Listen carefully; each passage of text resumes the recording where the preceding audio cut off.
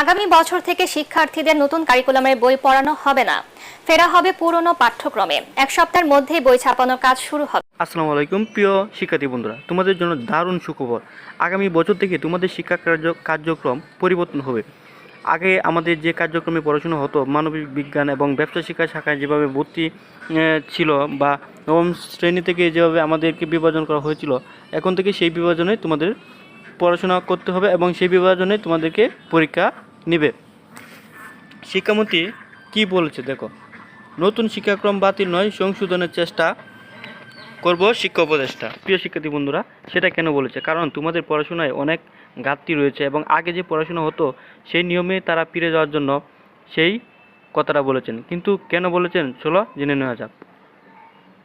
নতুন শিক্ষাক্রম বাতিলের যে দাবি শিক্ষক অভিভাবকরা করে তুলেছেন তা পুরোপুরি বাস্তব বা সম্ভব বলে জানিয়েছেন শিক্ষা উপদেষ্টা অধ্যাপক ওয়াহিদুদ্দিন মাহমুদ। তিনি বলেন, শিক্ষা কার্যক্রম সবার আগে কিছু বিষয় ফিরিয়ে আনা হচ্ছে। বিজ্ঞান, মানবিক, ব্যবসা শিক্ষা বিভাগ আনা হচ্ছে, পরীক্ষা আনা হচ্ছে। তার মানে এই নয় যে কোনো একটা শিক্ষা কার্যক্রম আমরা বাতিল করে দিয়ে আরেকটা গ্রহণ করেছি। এখন আমাদের সেই সময় নেই, সেজন্য আমরা কিছু ব্যবস্থা গ্রহণ করব। শনিবার 31 আগস্ট রাতে নিজ বাসভবনে ওয়াহিদুদ্দিন মাহমুদ সাংবাদিকের এসব কথা বলেন।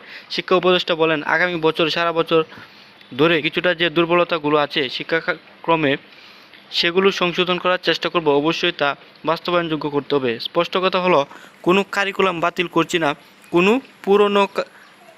পুরনো কারিকুলামও ফেরত চাচ্ছি না। প্রিয় শিক্ষার্থী বন্ধুরা, তোমাদেরকে পরীক্ষার জন্য শিক্ষা কার্যক্রম এখন থেকেই তারা করে যাচ্ছে এবং আগামী বছরের পরীক্ষার্থীদের জন্য বা শিক্ষার্থীদের জন্য কিছুদিন পর থেকেই বই ছাপানো হবে।